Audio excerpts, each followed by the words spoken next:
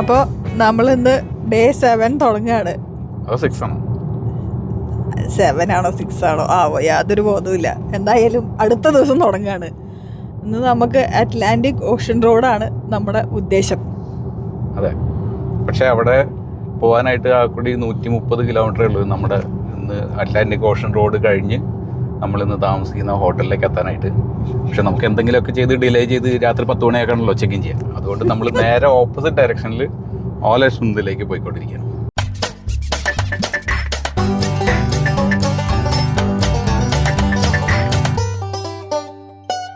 കഴിഞ്ഞ 2 ദിവസം നമ്മൾ താമസിച്ച ക്യാമ്പിംഗ് സ്ഥലമാണ് കേട്ടത്.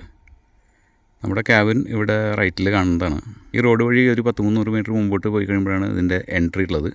ഈ കാണുന്ന സാധനങ്ങളൊക്കെ ഇതിൻ്റെ ഉള്ളിലാണ്. അത്യാവശ്യം വലിയൊരു ക്യാമ്പിംഗ് പ്ലേസാണ്.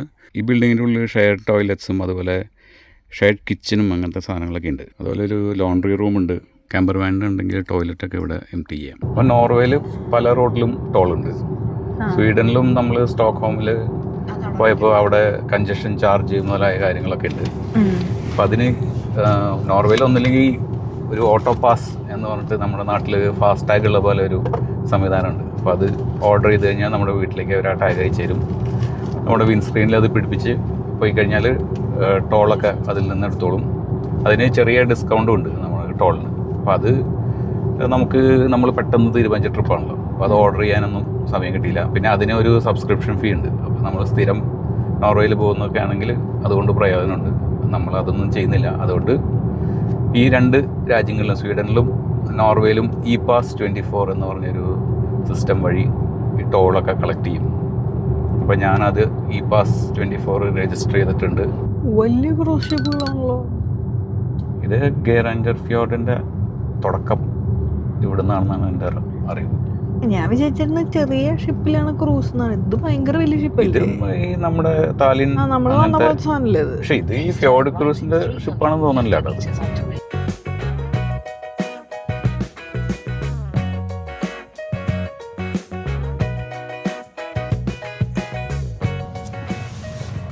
അടിപൊളി വ്യൂ. നമ്മൾ ഓലസുണ്ടിൽ ഫെൽസ്ത്വ എന്ന് പറഞ്ഞൊരു വ്യൂയിങ് പോയിന്റിലാണ് നിൽക്കുന്നത്. 418 സ്റ്റെപ്സ് കയറിയിട്ട് താഴേന്ന് ഇങ്ങോട്ട് എത്താം. അല്ലെങ്കിൽ നമുക്ക് ഓടിച്ചു വരികയും ചെയ്യാം. ഞങ്ങൾ ഓടിച്ചു വന്നു. വളരെ കുറച്ച് പാർക്കിംഗ് സ്പോട്ട്സേ ഉള്ളൂ. ഭാഗ്യത്തിന് ഒരു സ്പോട്ട് കിട്ടി. ഇവിടെ പണ്ട് 1904 ഒരു വലിയ തീപിടുത്തം ഉണ്ടാവുകയും അന്ന് ഇവിടെ ഉണ്ടായിരുന്ന കെട്ടിടങ്ങളൊക്കെ കത്തി നശിച്ച് പോവുകയും ചെയ്തു എന്നാണ് വായിച്ചത്. പക്ഷേ ആളപായം കാര്യമായിട്ടുണ്ടായില്ല. ഒരാൾ മാത്രമേ മരിച്ചതായിട്ട് പറയുന്നുള്ളൂ.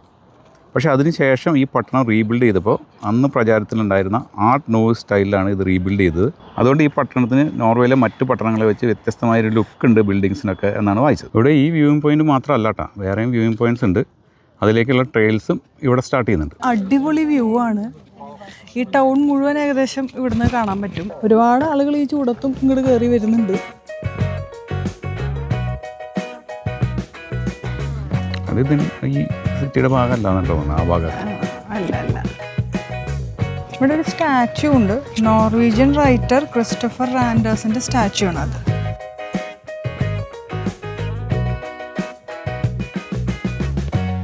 അപ്പം നമ്മൾ ഒലസുണ്ടെന്ന് വിട്ടു. ഓൾഡ് ടൗണും സിറ്റി ഏരിയയിലൊക്കെ ഒന്ന് നമ്മൾ വണ്ടി ഓടിച്ചു. ഇറങ്ങി നടന്നൊന്നുമില്ല, വണ്ടിയിലിരുന്ന് ചുറ്റുപാടും കണ്ടേ ഉള്ളൂ. എന്നിട്ട് പിന്നെ നമ്മൾ ഭക്ഷണം കഴിച്ചു. അതിൻ്റെ ഒപ്പം തന്നെ വണ്ടിയും ചാർജ് ചെയ്തു.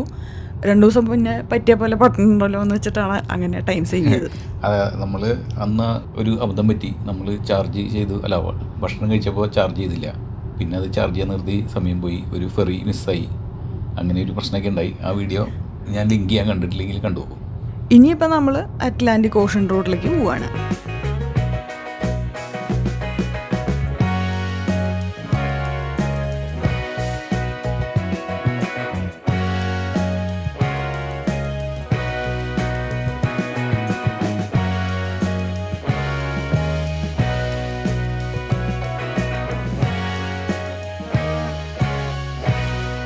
മോൾഡേ എന്ന് പറഞ്ഞ സ്ഥലത്തേക്ക് ഫെറി എടുക്കാൻ വന്നതാണ്.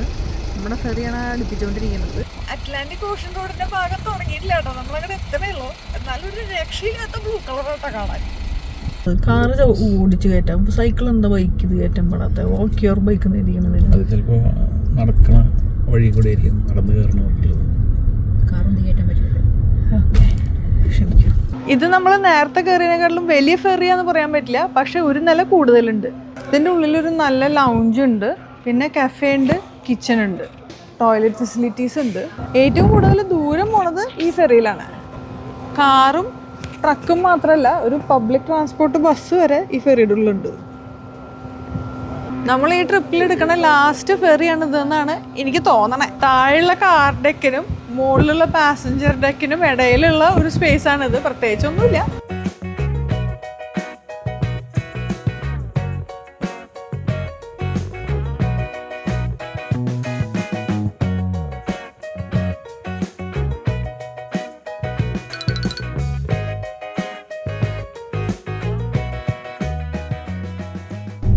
അറ്റ്ലാന്റിക് റോഡ് തുടങ്ങി ബുഡ് എന്ന് പറഞ്ഞ സ്ഥലത്തു നിന്നാണ് അതിൻ്റെ തുടക്കം. നമ്മൾ ബൂഡ് എന്ന് പറഞ്ഞ സ്ഥലത്തു നിന്നാണ് ഈ റോഡ് സ്റ്റാർട്ട് ചെയ്യുന്നത്. നമ്മളിവിടെ നിർത്തി. ഇവിടെ ഒരു വ്യൂ പോയിൻ്റ് ഉണ്ട്, ക്യാക്സ. അവിടെ കണ്ടിട്ട് നമുക്ക് കുറച്ച് മുന്നോട്ട് പോയാൽ അടുത്തത് ഇവിടെയുണ്ട്. പിന്നെ ഇങ്ങനെ പല പല വ്യൂ പോയിൻറ്റ്സ് ഉണ്ട്. പല ഐലൻഡ്സിനെ കണക്ട് ചെയ്തിട്ട് 8 ബ്രിഡ്ജസ് ഉണ്ട് ഈ റൂട്ടിൽ. ഇതാണ് ആ ഫേമസ് ആയിട്ടുള്ള പാലത്തിൻ്റെ ഭാഗം എന്നാണ് തോന്നുന്നത്. ഇവിടെ റൂട്ട് അവസാനിക്കും. അത് കഴിഞ്ഞിട്ട് ഇവിടെ കാണുന്ന ക്രിസ്ത്യൻസ് ഉണ്ടെന്ന് പറഞ്ഞ സ്ഥലത്താണ് നമ്മുടെ താമസം. അപ്പോൾ ഇവിടെ ഒരു ടണൽ ഉണ്ട് അറ്റ്ലാന്റിക് ഓഷൻ്റെ അടിയിൽ കൂടെ എന്നാണ് മനസ്സിലായത്.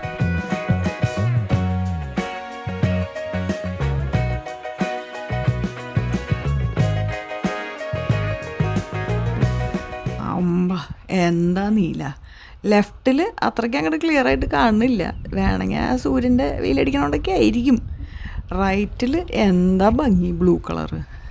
നമുക്ക് വേണമെങ്കിൽ ആ പാറക്കെട്ട് കൂടെയൊക്കെ നടന്ന് കുറച്ചും കൂടി അടുത്തേക്കൊക്കെ പോവാം, അല്ലെങ്കിൽ ഇവിടെ ഇരുന്ന് വ്യൂ ആസ്വദിക്കാം.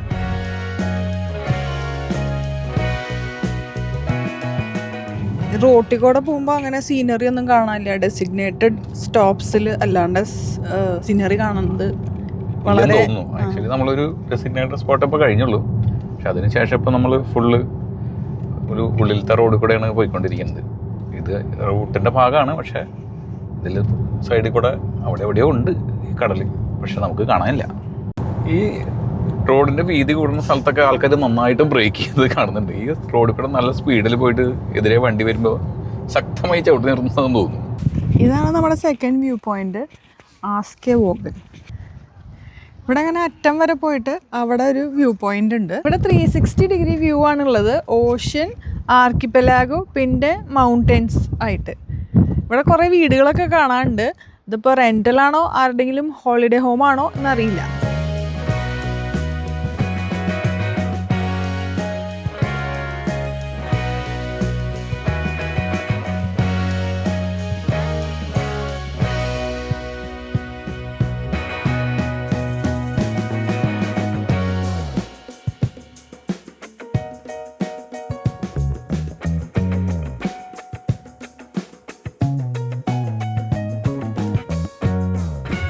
ഹൂസ്റ്റാഡ് എന്ന് പറഞ്ഞ സ്ഥലമാണ് ഈ കാണുന്നത്. ഇവിടെ നിറച്ച് ഫാംസാണ് ചുറ്റും.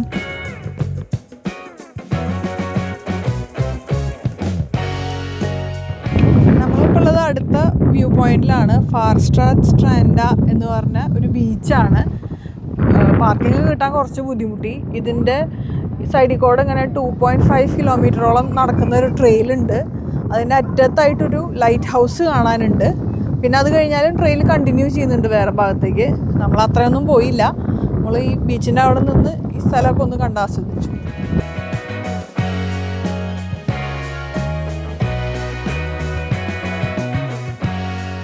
ഇതാണ് ഹോഗ എന്ന് പറഞ്ഞ അടുത്ത നമ്മുടെ സ്റ്റോപ്പ്. ഇവിടെ അത്യാവശ്യം പാർക്കിംഗ് ഉണ്ട്, പക്ഷേ റെസ്റ്റ് റൂംസ് ഒന്നും കണ്ടില്ല. പാർക്കിങ്ങിൽ നിന്ന് കുറച്ച് ദൂരം നടന്നിട്ടാണ് നമ്മൾ ഈ കാണുന്ന വ്യൂവിൻ്റെ അവിടത്തേക്ക് എത്തിയത്. ഇവിടെ അവിടെ ഇവിടെയായിട്ട് ഇങ്ങനെ വെള്ള കളറിൽ കുറേ സാധനങ്ങൾ കാണുന്നുണ്ടില്ലേ, അതൊരു ഇൻസ്റ്റലേഷൻ്റെ ഭാഗമാണ്. ഇങ്ങനത്തെ 40 കഷ്ണങ്ങളുണ്ട് എന്നാണ് ഇവരുടെ വെബ്സൈറ്റിൽ പറഞ്ഞിരിക്കുന്നത്. പക്ഷെ നമ്മൾ അത്രയൊക്കെ കണ്ടു എന്ന് ചോദിച്ചാൽ അറിയില്ല, എന്തായാലും എണ്ണിയില്ല നമ്മൾ. യാൻ ഫ്രേഷ്യൻ എന്ന് പറഞ്ഞ ആർട്ടിസ്റ്റാണ് ഇത് ഉണ്ടാക്കിയിരിക്കുന്നത്. കോളംന ട്രാൻസ് അറ്റ്ലാന്റിക്ക എന്നാണ് ഇതിൻ്റെ പേര്. ഇത് മാർബിളിലാണ് കേട്ടോ ഉണ്ടാക്കിയിരിക്കണേ.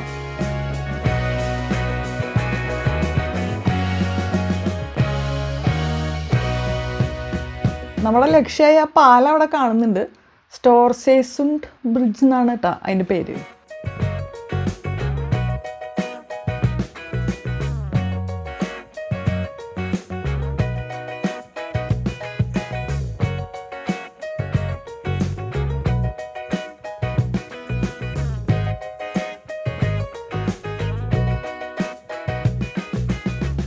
അങ്ങനെ നമ്മൾ അറ്റ്ലാന്റിക് റോഡിൻ്റെ ആ ഫോട്ടോസിലൊക്കെ കാണുന്ന ആ ഫേമസ് ബ്രിഡ്ജിൻ്റെ അവിടെ എത്തി. സൈഡിൽ കുറച്ച് പാർക്കിംഗ് സ്പേസസ് ഉണ്ട്. പാർക്കിംഗ് കിട്ടില്ല എന്ന് വിചാരിച്ചത്, പക്ഷേ ഭാഗ്യത്തിന് സൈഡിൽ ഒരു ശകലം സ്പോട്ട് കിട്ടി. ഇതും ഒരു ബ്രിഡ്ജാണ്. ഇതിൽ കൂടെ ആൾക്കാർക്ക് നടക്കാനുള്ള വഴിയുണ്ട്, ആൾക്കാർ മീൻ പിടിക്കുന്നുമുണ്ട്. ഇതിൻ്റെ പേര് പറയാൻ എനിക്ക് കിട്ടുന്നില്ല, എഴുതി കാണിക്കാം. ഇവിടെ ഒരുപാട് പേര് നിന്ന് മീൻ പിടിക്കുന്നുണ്ട്.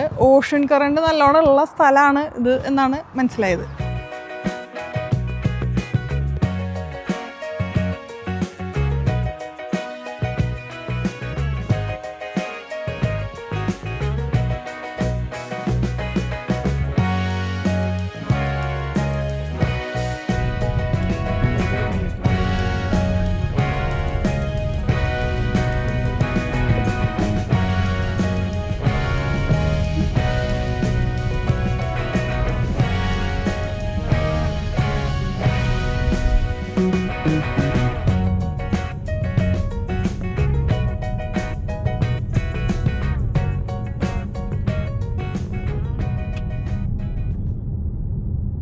ഈ സീനിക് പോയിൻറ്റിൻ്റെ പേരാണ് എൽദൂസോയ.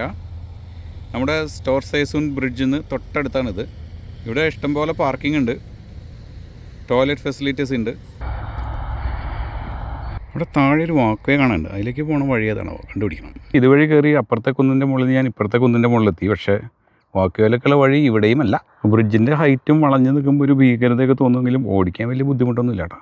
അതിലേക്കൂടെ ആൾക്കാർ നടക്കുന്നത് കാണാം. അപ്പോൾ വാക്വേയിലേക്കുള്ള വഴി ഇവിടെ എവിടെയോ തന്നെയാണ്. ഇതേ വാക്വേ. ഇനി അങ്ങോട്ട് കിടക്കാൻ പറ്റുമോ നോക്കാം. ആദ്യമേ വന്ന വാക്വേയിൽ കയറിയാൽ മതി, കുന്നിൻ്റെ മുകളിൽ കയറേണ്ട ആവശ്യമില്ലായിരുന്നു. ഇവിടെ എത്തി. ഇപ്പോൾ വേലി ചാട് നിർത്തിയുള്ളൂ. നമ്മളെപ്പോലുള്ളവർക്ക് ചാടാൻ സൗകര്യത്തിന് വേലി പൊക്കം കുറച്ച് ചാട്ടം കെട്ടിയിരിക്കുന്നു അവിടെ.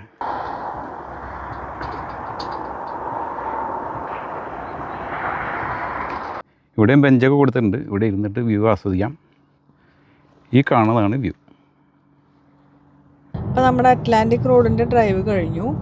ഒരു സ്പോട്ടിൽ നമ്മൾ പോയില്ല, ലാസ്റ്റ് വൺ. അത് മെയിൻലി ഹൈക്കിംഗ് ട്രെയിൽസൊക്കെ തുടങ്ങുന്ന സ്ഥലം ഒക്കെ തന്നെയായിരുന്നു. അപ്പോൾ നമ്മളത് ലീവ് ചെയ്തു. ആക്ച്വലി ഇത് മാപ്പിൽ നോക്കിക്കഴിയുമ്പോൾ ഈ ഭാഗത്തുള്ള കടൽ നോർവീജിയൻ സീ എന്നാണ് കാണിക്കുന്നത്, അറ്റ്ലാന്റിക് ഓഷൻ എന്നല്ല കാണിക്കുന്നത്. അപ്പോൾ അതെന്താണെന്ന് നോക്കിക്കഴിഞ്ഞപ്പോൾ അത് ആക്ച്വലി നോർവീജിയൻ സീ അറ്റ്ലാന്റിക് ഓഷൻ്റെ ഭാഗമായിട്ട് കണക്ക് കൂട്ടാവുന്ന ഒരു സീ ആണ് എന്നാണ് മനസ്സിലായത്. പിന്നെ അറ്റ്ലാന്റിക് റോഡ് നിട്ട് കഴിഞ്ഞാൽ ഒരു ഗുമ്മുണ്ട്, നോർവീജിയൻ സീ റോഡ് നിട്ട് കഴിഞ്ഞാൽ ഒരു ഗുമ്മില്ല. ചിലപ്പോൾ അതുകൊണ്ടായിരിക്കും അറ്റ്ലാന്റിക് റോഡ് എന്ന് പേരിട്ടത്.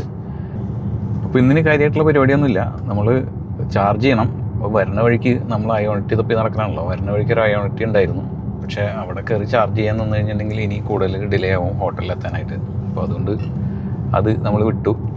ഹോട്ടലിൻ്റെ അടുത്ത് തന്നെ വേറെ ചാർജറുണ്ട്, അയോണിറ്റി അല്ല ഇവനിയുടെ ചാർജറുണ്ട്.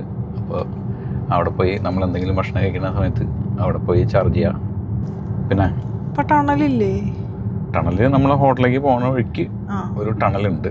അത് ഈ പറഞ്ഞ കടലിൻ്റെ അടിയിൽ കൂടെ ഉള്ള ടണലാണെന്നാണ് എനിക്ക് അറിയാവുന്നത്. നോക്കാം. ഇതാണ് അറ്റ്ലാന്റിക് ടണൽ. ഇത് one of the deepest under see tunnels ആണെന്നാണ് പറയുന്നത്. 250 മീറ്റർ വരെ ആഴത്തിലാണ് ഇത് പോകുന്നത്. അപ്പോൾ അതിപ്പോൾ നമുക്ക് അറിയാണ്ട് ഇപ്പോൾ നല്ല ഡൗൺ ഹില്ലാണ് തുടക്കത്തിൽ തന്നെ. ചെവി അടച്ചു. ഇതിൻ്റെ ലോവസ്റ്റ് പോയിന്റ് എത്തി എന്നാണ് എനിക്ക് തോന്നുന്നത്. ഇത്രയും നേരം കാർ ഫുള്ള് റീജിയനാണ് കാണിച്ചുകൊണ്ടിരുന്നത്. ഇപ്പോൾ പവർ അപ്ലൈ ചെയ്യുന്നുണ്ട്. അപ്പോൾ ഇനിയിപ്പോൾ കയറ്റാം. 3 കിലോമീറ്റർ. ഇപ്പോൾ ഏകദേശം പകുതി ദൂരം ഇറക്കാം. നല്ല കുത്തനുള്ള കയറ്റാ പറഞ്ഞേ. ലാസ്റ്റ് ഭാഗം നല്ല കുത്തനുള്ള കയറ്റാൻ തോന്നുന്നു. കറക്റ്റ് ഇങ്ങോട്ട് കയറിയപ്പോഴും അങ്ങനെ തന്നെയായിരുന്നു. ഫസ്റ്റ് ഭാഗം നല്ല കുത്തനുള്ള കയറ്റം, പിന്നെ ഒന്ന് സ്മൂത്ത് കുത്തനുള്ള ഇറക്കം, പിന്നെ കുറച്ച് സ്മൂത്തായി കയറുമ്പോഴും അതുപോലെ തന്നെ. 5.2 കിലോമീറ്റേഴ്സാണ് കണ്ടത്.